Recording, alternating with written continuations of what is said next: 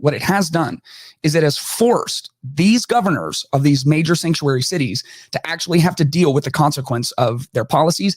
And everyone deserves the right to feel the consequence of their actions.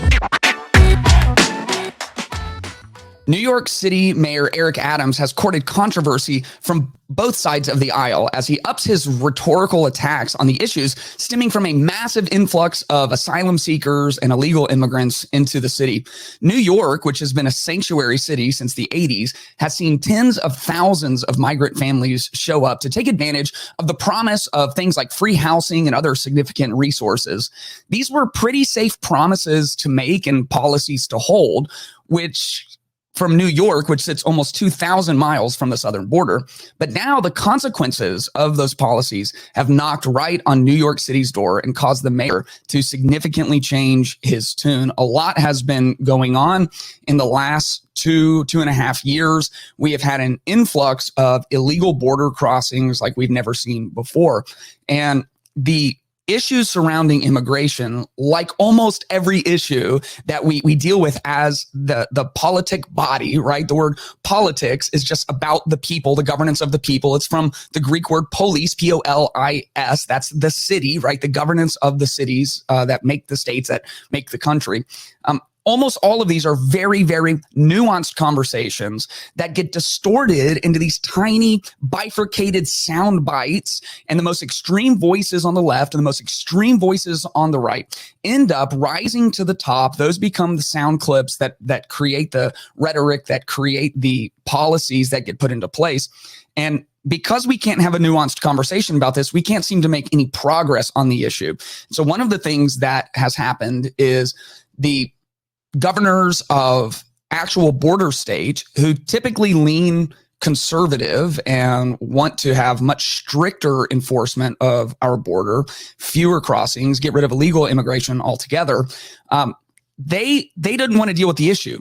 And they saw the governors and the political leaders on the far East Coast and the far West Coast and some of the more left-leaning policymakers who are pro-immigration, and even if they wouldn't say they're pro-illegal immigration, their policies certainly incentivize illegal immigration by creating things like sanctuary cities, which you might believe are completely necessary, but we can at least be honest enough to say that they do incentivize someone who knows if I cross illegally and can get into a sanctuary city, then I won't be prosecuted at the full extent of the law and I will have the right to shelter. Not only that, but some people have gone above and beyond, and New York City has been one of these places who makes pretty big promises of what they would offer immigrants who came in, regardless of their legal or illegal status, asylum seekers, illegal immigrants. They would, house them. They would offer them resources. Some people are crossing and getting smartphones, and they have reasons behind that. But humans are incentive machines, and these are pretty safe policies to promote when you live in New York City and you're literally 2,000 miles away from Brownsville. The issues hit much closer to home when you are Brownsville and you're a tiny town. New York City has 10 million people in it. Brownsville is a tiny border town. And so for hundreds of thousands of people, millions of people over the last couple of years to come across the border and overwhelm these towns, now New York is getting a taste of that. And part of the reason they are is because the governors of some of these border states have started putting policies into place where they will take the immigrants who are crossing and they will bus them or fly them up to the sanctuary cities that are located all throughout our state. Now, I'll be honest, I'm not there. I don't know exactly what's happening in those situations. I know that the reports are, of course, non-nuanced. The people who don't like the policy say they're taking these people against their will and shipping them off somewhere they don't want to go. The people who are for the policies are saying, no, they're putting people exactly where they want to be. Brownsville is not a sanctuary city. They're going to send them somewhere where they would much prefer to be. New York City, bigger city, can handle the capacity, has more opportunity for them. So who knows? The truth is somewhere probably in between those two things. Regardless of that, the outcome is that now these faraway places like Chicago, like Portland, like New York City, they're now experiencing the actual consequence of the policies they promoted, which is something, because they're so far removed from the actual situation on the border, they haven't really had to do. And it feels to many people like they're changing their tune. We're going to look at a clip of Eric Adams, the mayor of New York City, here in just a second, because he's kind of getting it from both sides. People on the left are saying he's letting them down, man. They are supposed to be the pro-immigration sanctuary city. We're all in this together. Give us your weary, your tired, your huddled masses. The people on the left feel like he's abandoned them ideologically. The people on the right are like, that's what you get, you know? I mean, here you go. You like these policies. Here's the results of these policies. He's kind of in a lose-lose situation. Let's take a look at a press conference that he had just this last week. Support. And let me tell you something, New Yorkers. Never in my life have I had a problem that I did not see an ending to. I don't see an ending to this. I don't see an ending to this. This issue will destroy New York City. Destroy New York City. That is obviously a very powerful statement, that this issue, the tens of thousands of illegal immigrants and asylum seekers who are now in New York City, that this will destroy the city. And to try to give proper context, I think he is primarily speaking from a budgetary standpoint. He's been asking for help from Joe Biden and from the federal government. He's saying this is just bankrupting us. We have these policies in place. We've made promises in New York City. They're filling up hotel after hotel because they have promised people they will give them somewhere to stay. And listen, compassion would say, yeah, man, like we should take care of people. On the other side, boundaries would say that justice requires that people not cross into a country illegally. And if they choose to cross into a country illegally, then the ramifications of that are on them, not on the people, the taxpayers and law-abiding citizens of that place. Again, this is a very nuanced conversation. It's a difficult conversation. Eric Adams goes on to talk a little more specifically about what's going on in the city. We're getting 10,000 migrants a month. One time we were just getting Venezuela. Now we get Ecuador. Now we get Russian speaking coming through Mexico. Now we get Western Africa. Now we getting people from all over the globe have made their minds up that they're going to come through the southern part of the border and come into New York City. And everyone is saying it's New York City's problem. Every community in this city is going to be impacted. We got a $12 billion deficit that we're going to have to cut every service in this city. Huge ramifications. And part of the irony of this is when Brownsville, when Eagle Pass, when these South Texas cities were crying out about this, we are overwhelmed. We can't take care of these people. It's draining every resource that we have. The politicians on the coasts, thousands of miles removed from the border, their attitude towards it seemed to be, well, you guys just need to figure it out. You know, you need to have a heart. You need to be compassionate.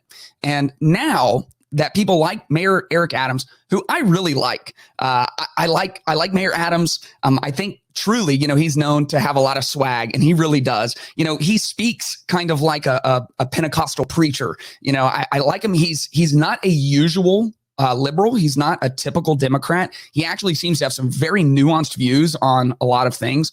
But because of the ideological bent on the left when it comes to immigration, and because the conversation about immigration and the border is so bifurcated and so backed into their corners with their rhetoric, he was kind of forced into these positions of upholding the party line. And now that the issue is there, you know, he's just calling people out specifically by nationality. And when you hear that, there's a part of you that's like, wow, because if this same thing was said by someone else, specifically in a different party, that would be called blatant racism. And whether or not it is actual racism, I think it is definitely up for debate. I think we should be able to have factual conversations about what's going on with immigration and the reforms that are needed in our country without people just throwing around accusations about your intention or what you feel about any certain people group. I just think factually that when one side tries to talk about immigration, they are like walking on the thinnest eggshells in the world to not be called racist. And now that the consequence of this have stepped right into New York City, those things have changed. He's speaking very openly about it. And part of what happens is you have to have the actual threat of consequence to be able to make a good decision. In other words, you're not set up to make a prudent decision if you won't suffer the consequences of that decision. And this happens in leadership all the time.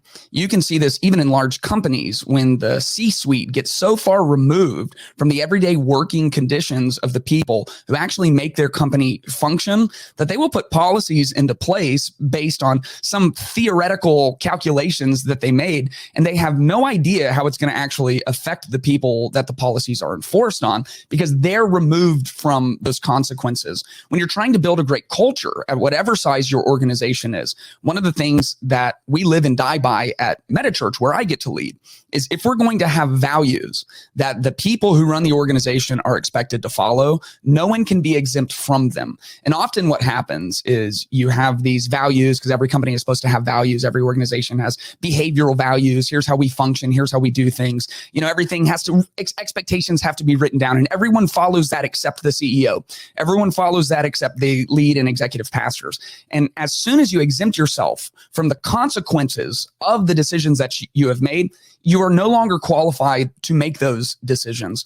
There's a really interesting story in the Old Testament. It's recorded in the book of 1 Kings, and it's about King Solomon, who was known as the wisest person to ever live. King Solomon wrote the majority of the Proverbs, the wisdom literature in Scripture.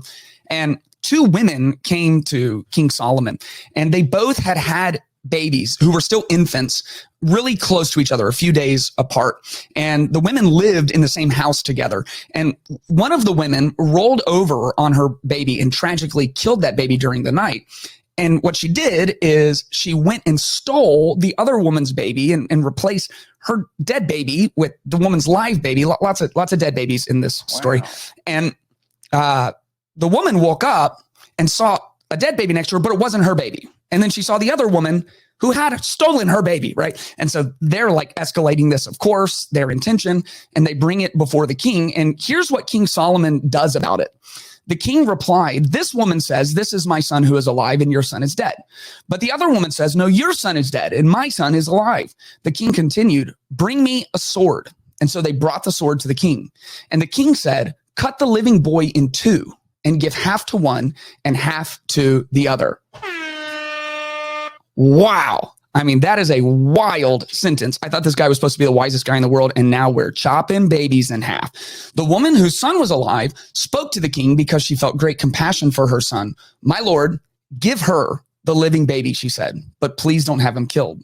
But the other one said, "He'll not be mine or yours. Cut him in two." And the king responded, "Give the living baby to the first woman and don't kill him. She is his mother." And all Israel heard about the judgment the king had given, and they stood in awe of the king because they saw that God's wisdom was in him to carry out justice. What happened in this story? King Solomon asked them to call his bluff. And what he knew instinctively in his wisdom, his God-given wisdom, is that when he threatened to kill the only baby in the story that's still alive, the other baby has already been deceased, that the true mother would rather give up her son. She would rather have a living son who lived with someone else than for her actual son to die. And so he was able to sniff out through her compassion, this motherly compassion, who the true mother was. And it was the one who was willing to give away her son to keep him alive. And the reason that I feel like this story ties in is because for the longest time, New York City, Chicago, some of these other sanctuary cities who are hundreds, if not thousands of miles away from the crisis on the southern border, they were kind of like the woman who didn't actually give birth to the one living son. Like, they wouldn't feel the full consequence of whatever decisions and policies and reforms that they suggested to be put in place. They got to stand at a distance and give their 2 cents or 5 cents or 10 cents. And whatever the outcome was didn't ultimately matter, because Brownsville and Eagle Pass and McAllen and all of these other small towns, Banquetti, Alice, all of these towns that are surrounding around the border, deep South Texas, those were going to have to deal with it. And they just got to be in New York City, the greatest city on earth, and not bear any of the consequence. And whatever you think about the Republican governors busing migrants up to Martha's Vineyard and the Chicago suburbs and New York City, whatever you think about that morally, politically, what it has done, undebatably, what it has done is it has forced these governors of these major sanctuary cities to actually have to deal with the consequence of their policies. And everyone deserves the right to feel the consequence of their actions. What happens in decision making is authority and responsibility must be given in equal measures. Galatians 6:7 says, "Do not be deceived. God cannot be mocked. A man reaps what he sows." So whatever the man has the authority to sow, he now will get the responsibility to reap. And if you lead anyone, whether you lead yourself, you lead your children, you lead your household, you lead a team, you lead an organization, the quickest way to set somebody up to fail is to give them way more responsibility than they have authority. They have responsibility for the outcome of whatever process or project that you've given them to work on, but they don't have the authority necessary to make the decisions necessary in order to ensure the success of the thing they have responsibility for. The people who are closest to a situation typically should be given the greatest say. And I know that we live in a representative democracy where everyone gets an equal say. I'm just saying that wisdom would say that the people who are dealing with the consequences firsthand of the policies we put in place should be given preferential treatment in having their voices heard. Immigration is an issue of boundaries and compassion. And the way I think people tend to look at this is that boundaries, like the border is a physical boundary, that boundaries and compassion are at odds with one another. And maybe the way it breaks down across the aisle is like the right is for boundaries and the left is for compassion. But boundaries and compassion are not traits that are at odds with one another. They're actually interdependent on one another. To have true compassion requires that you have boundaries. And one of the things that's happening is even the families who are just great people, desperate for a new life, desperate to get out of a bad situation, the people who are trafficking them across the border are more than likely, vast majority, criminals, because the people who are most likely to break the law of entering somewhere illegally are people who are already in rhythms of breaking the law. And it is not compassionate, the number of people who die trying to cross the border. It is not compassionate when you look at the statistics that show that women and girls are being molested and raped by the very people trafficking them across the border at astronomical numbers. It's not compassionate when you realize that the breakdown of an actual immigration system removes the ability of the country whose border we're talking about to make informed decisions and the most compassionate decisions about the prioritization of who gets to seek asylum and who needs it the most. You know, Haiti has my heart. I've spent a lot of time in Haiti. I'm hoping to have my friend who's the director of Together for Haiti on the podcast in the coming months to talk about what's going on over there. It's absolutely horrific and no one's helping them. And many Haitians are trying to make their way into Mexico so they can make their way across the border. And if we could have nuance, then we could come into wisdom that says we should have great compassion for people who are suffering in ways that as Americans, we just can't simply understand or believe. And we should have some kind of system that boundaries allow you to have true compassion. A breakdown of boundaries is convenient. It's not compassion. And I believe that we can do much, much better than that. I hope you enjoyed this clip from the Clayton Tyner podcast. If you want to watch the full podcast, you can check that out somewhere right around here. And if you want to subscribe, you can do that right over here somewhere. Also, you can follow me at Clayton Tyner. That's Tyner on Twitter and Instagram. I would love for you to subscribe to the channel so you can keep up with everything that we're doing.